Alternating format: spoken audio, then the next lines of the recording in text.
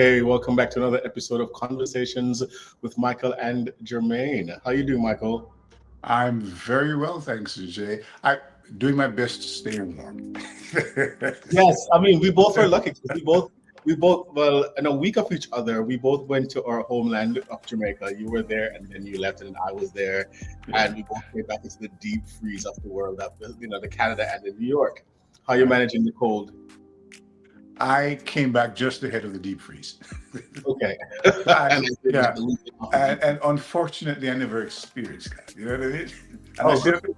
I say unfortunately because when I hear the complaints coming back from home, I think to myself, look, man, Canada, and it's all relative compared Yeah, to the deep where freeze of I'm Jamaica now. in the cold front. My people, Hello. my people. Yeah, So yeah, but look, it's as I said, it's all relative. You know what I mean? Because Yeah. this is very unusual for Jamaica.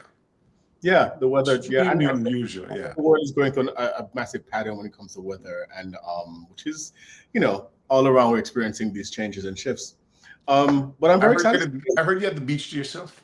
I did, I did. I was able to be on the beach by myself because nobody wanted to go to the beach on a Yeah. 70-degree day, and I was like, yes, please, because I literally was stuck in New York because of a snowstorm for like 2 days. So Mhm. anything that required me to not wear a massive winter coat, I was willing to embrace. Um, but I'm very excited today about the warmth of our conversation around a topic you suggested, friendship. And the warmth of that and the joy of that is because we've navigated so many different types of connections. Mentor, colleague, I was actually reflecting back. At first, we were like colleagues. Well, not Mhm. colleagues, Mhm. you were my, Yes. you were my boss. And I was an employee at the radio station in Jamaica. And then somewhere in there, we shifted into mentorship and menteeship. And then somewhere in there, friendship happened. And when you suggested the conversation of the currency of friendship and looking at what friendship is and means, I think it's a really powerful and beautiful topic as we're aging, and I'm finding myself in the world now where friendship has become one of the most valuable currencies that I have in the world. So I want to throw something at you. Do you remember your first friend? Ooh, my first friend. Wow, that's my first friend. Yeah, as a matter of fact, I do. His name's Ronald Stevenson. He's actually a pastor now. And we back in the day, we grew up in the same neighborhood. Grew up in the same neighborhood. His parents knew my parents very well. We went to the same high school together for a number of years, and then after the common entrance, he went one school, and I went to another school, and we kind of lost touch with each other for a while. And then in our working years, I discovered that he was actually working at Barclays Bank at the time. And this is where we linked up again. And we just, of course, in our young, wild, young days, we had a lot of fun together. We grew and we were just kind of there for each other. And this is where we had a chance to test each other's friendships because we went through a series of challenges. And throughout all of that time, I refer to him as Stevie. Stevie was always there for me, and vice versa. All right. So my criteria, my benchmark for friendship is that folks refer to. I think the word friend is used in different contexts, and it's used just very casually, you I know. agree. But I try to look for a meaning. When I say a friend, what do I mean by a friend? You know what I mean? So Stevie was always there, and I could call him anytime, and he would respond. And he would never ask me what time is it, or day or night. I could call him whenever I was in a crisis, and I was in a lot of trouble a lot of the time, and he was there, And he never once complained. He was always there, and he's the That's guy who would always call me on things that I need to be called on. And I knew when he did that that I could rely on his judgment because he knew me very well. So I trusted his his judgment, right? So that was that. And also, when things were going right and things were going well, and he was always there to celebrate me when he had nothing to gain. Yeah, you hit upon some really wonderful like tenets of what friendship is, and I think oftentimes I like speaking of our experiences first before we go to the theoretical place to Mhm. go. This is why I understand friendship. My first friend, and I was thinking about it when I was doing the research behind this to go, what is friendship and who do I call my friends? And you say that that word can be used so loosely. And in the last few years, I really have curated who I gift that word to. But the first person I found as my friend, outside of like having friends that are family members, was a kid named Mikey, who actually is no longer with us. But I remember him being my neighbor, and again, similarly, we grew up in the same neighborhood, and he would be the person that would come over to my house, and we literally just hang out in the yard and talked. And the friendship developed because I believed he was the first person I felt like I could be myself with. I felt like inside of the relationship of parents and siblings, you almost play a role as like the child or the sibling, but the friendship almost gives me the space to not play a role and just be, and to be not figuring it out, asking questions of like, what do you want? And I remember the thing that I loved most about our friendship was I could be vulnerable in my dreams and my goals. I could share very openly, oh, one day we're going to do this and one day we're going to do that. And though he never made it to that space because, you know, he actually um, got brutally murdered in Jamaica. I think the thing that I learned from that too was also the loss of friendship and the fact that you can lose people that are very, very important to you. And so friendship has this multiple layer of understanding how to connect, how to be vulnerable, how to be heard, how to listen, how to be empathetic, but also how to navigate and deal with transitions and loss. And I think that's one of the gifts of friendships. I found, and I don't know if you've experienced this, that as I've become more adult and age in the world, the friendship circle shrinks. Absolutely. And Absolutely. Mhm.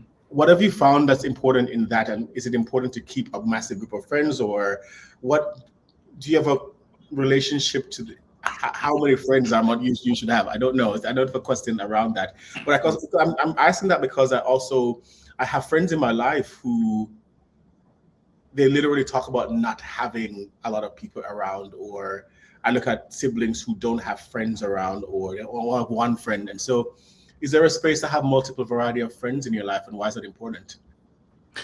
I think it depends on the individual. I think you can have more than one friend.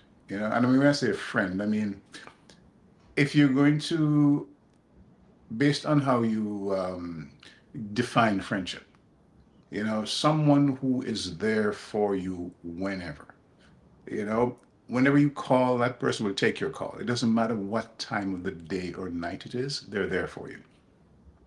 They will always be there to tell you not what you want to hear, but what you need to hear, what they honestly think, what they're actually thinking. Because And that's hard though, because I think, sometimes you're having these conversations and friends, especially people who want solid friendship and emotionally mature friendship and friendship that are holding you accountable. But how to hear accountability from people like friendships can be really, really difficult. I Mhm. found that to be true where being honest with a friend can be difficult, and also hearing honesty from a friend can be very, very difficult. Now, why do you think it's so difficult? Why is it so difficult for you? I guess it goes back to attachment styles and I mean, it goes back to the definition of friend, right? Um, is the friend a yes person?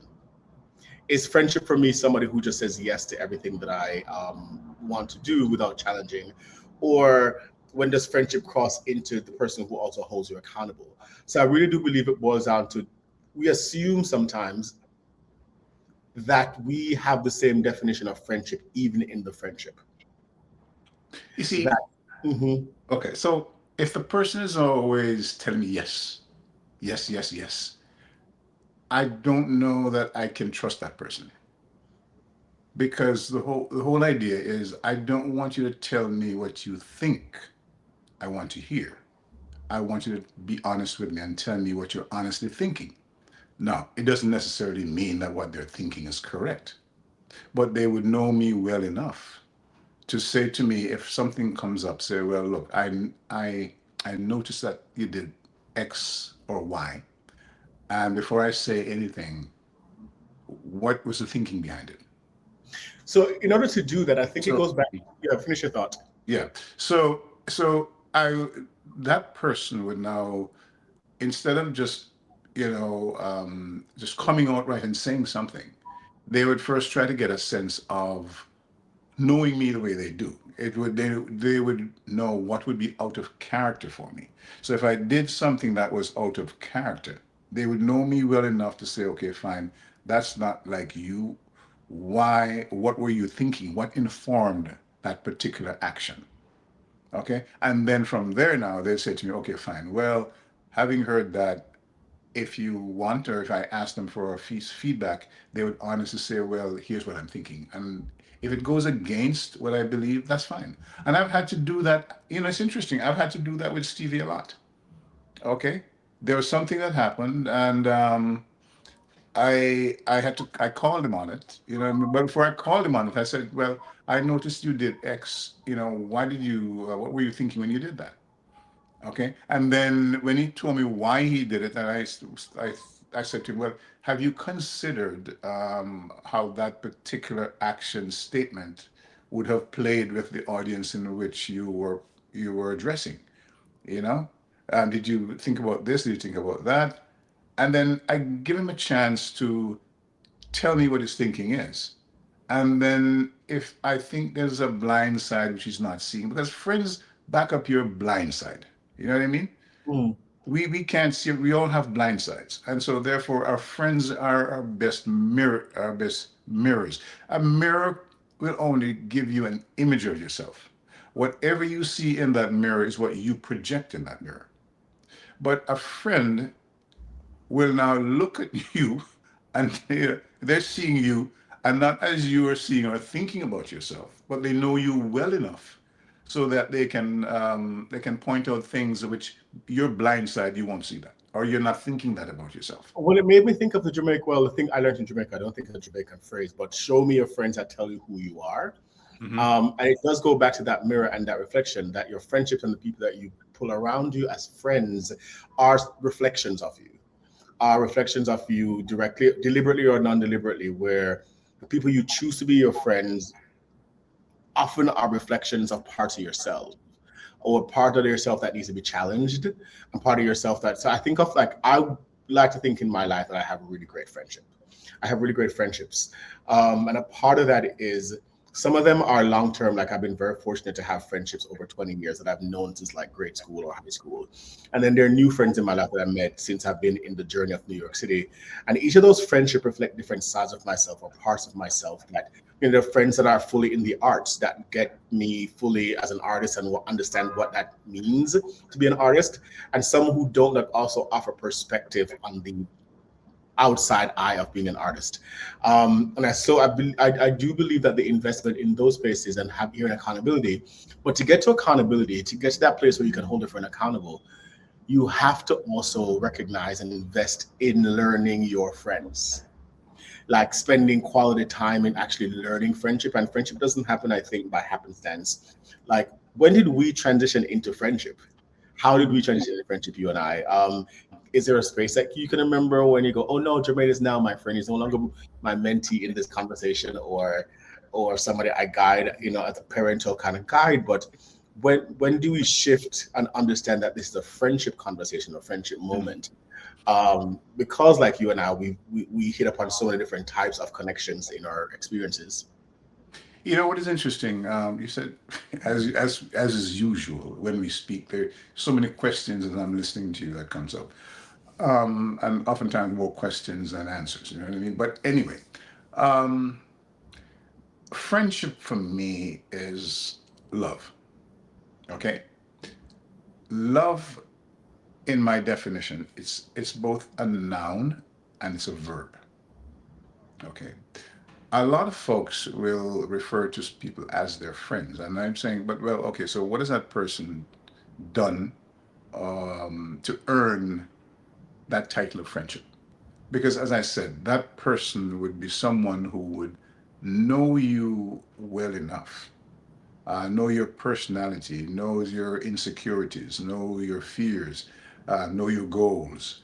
All right, and they would be there with you to work with you through all of these things. Okay, I have been, to bring it down to you and I have been privy over time in conversations, not only when we were in a boss employee relationship, but over time in talking with you and know, I knew, for example, when you were thinking about going to New York and what your dreams were and, and your aspirations and, some of the concerns you have. And so over time, all of that knowledge, it allowed me to know you more. Okay, because if you're going to really be a friend with someone, you have to have not just surface information, but over time information that will endear you to the person. So there are things I will know about you, you'll know about me, that because you trust me and I trust you, we have those conversations. So within that knowledge and that knowledge base, we have formed that friendship. So that's where the transition would have taken place, And I think over time, I think I've earned your trust and you mine. So therefore, we can comfortably relate to each other, right? I think that's so And important to earn trust. I love the fact that say friendship is love because absolutely agree with you. And trust has to be, and that's the thing sometimes I try to navigate in my life right now is in order to exchange trust, and we talk about it in a previous episode, there has to be a willingness to also be vulnerable and open. So Mhm. I our relationship grew because I was honest with you about things that were coming up for me in my life, in my relationships, in my anxieties, my struggles. Sometimes just to vent, and sometimes to ask for perspective.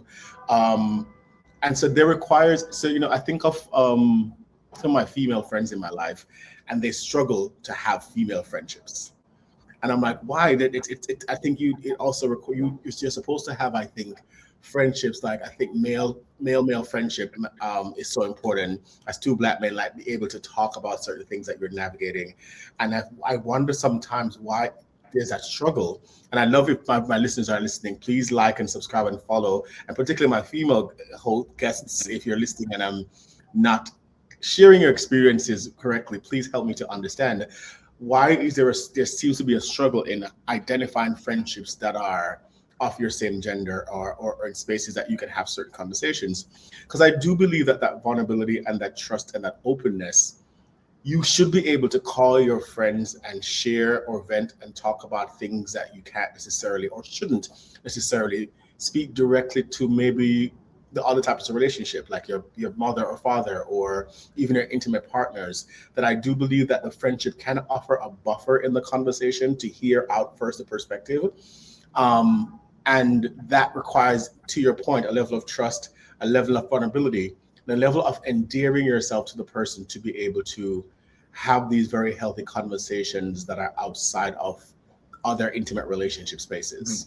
Yeah, so that trust we talked about is that's trust that your trust in me is trust that I have earned because you've been able to over time confide more and more in me, and you know that you can think aloud in my presence, and I won't judge you.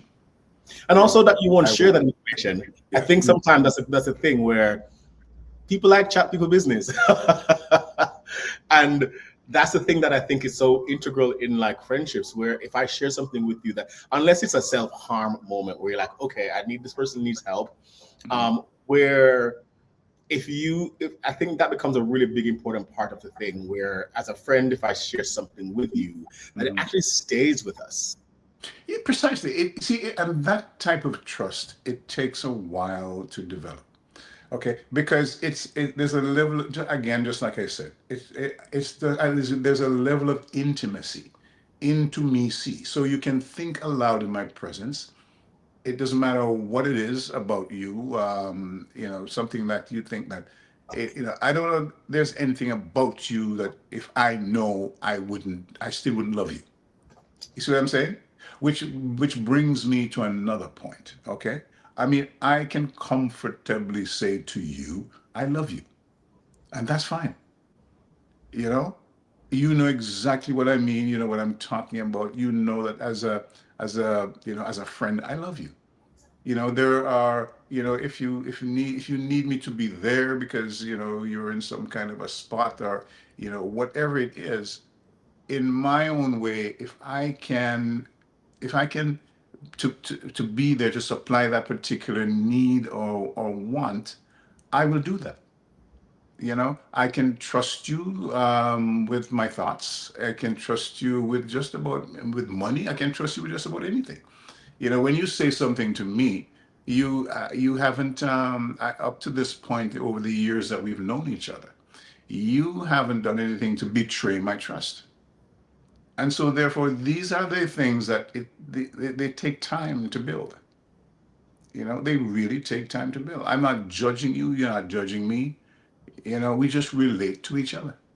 Why is this kind of relationship so important beyond all the other types of relationship that we have in our lives? Like you have kids, and so you're a father, your partner, you're all these different things. Why is the currency of friendship so particularly important? Because I think this is how I think it's an evolutionary question. We are, well, I'll go back to the old saying. I mean, no man is an island. When I say man, I mean generically, man or woman. Okay, we're not on this planet by ourselves. There is a level of security in having a friend. Friendship reduces anxiety. Friendship fills moments when you can't find words to make sense of what's going on in your head. You know, um, there's so many different needs that a friend or friends will supply, that it's important to have someone that you can call on whenever, no matter what, and that person will be there for you, and that person will be honest with you. All right. Now, what what I just said, it's not an easy thing to find, and it takes time. It's not something you rush. Friendship is like digestion. You can't rush it. you know, Mm, give mm. it. It's something that happens over time as it works through it. So that question again, as I said, it's something that we need in our lives. It's very, very important. And persons who don't have people like that in their lives are people who are very lonely, very vulnerable, and and it's not a nice place to be mentally, because we all need to have that person or persons in our lives that we can draw on. Okay, and I'm And not those necessarily people, just talking about family. yeah, so that's my question. Like, because I'm thinking of my experience, but also like I'm reflecting on the people around me, and I was really thinking a lot about this topic when you approached me with it, and my perspective on it. Can that relationship and friendship exist also under another umbrella? Like, can your intimate partner be that friendship? Can your parent, some people parents go, "Oh, my child is my friend," or can you, or do you need to also separate them in a kind of way? I mean, there may not be a one or a wrong or right answer, but I think my question to that is, how much does friendship needs to just be, this is just my friend, and how much is that my partner and my friend, my mother and my friend, my sister and my friend, my cousin and my friend? Should there be a separation or a variety of that experience, you think? Okay, so you mean some boundaries? Yeah. Okay, so yes, it's yes and no. One, they I'm very, very close with my children. I mean, we talk about anything. There's, I don't have any secrets from them. Okay. Now, if there's a difference between myself and their mother, there's something there that I think that I draw a line there, because what happens between myself and their mother is between myself and their mother. So I Mhm. don't want to bring them into that, because it will compromise the relationship. Because now, there are some parents who are asking the children to take sides, and I think that's very unfair. Okay. Because they're treating their siblings, then even their children, like friends in that moment. Like, give me perspective. Precisely. So if I would come to you and say, hey Jay, this is happening between myself and my partner, what do you think? Okay, and you don't really, you can be unbiased because you're not part of that relationship. Like for example, I know of friends who I knew them when they were married, then they separate, and usually what happens is, one or the other wants you to take a side. And I refuse to do that. And I try to be as fair as possible. And some folks are uncomfortable with that. Yeah, But the I've been point in those is, situations yeah, too. and Who's the aside? male You're or my friend, but you were my right, friend first. Yeah. right. And the male or the female will be saying, but how can you still be friends with that? And you know what he did to me? And I say, but look, the relationship that I have with him is not the same as what you have with him. The nature of it is different.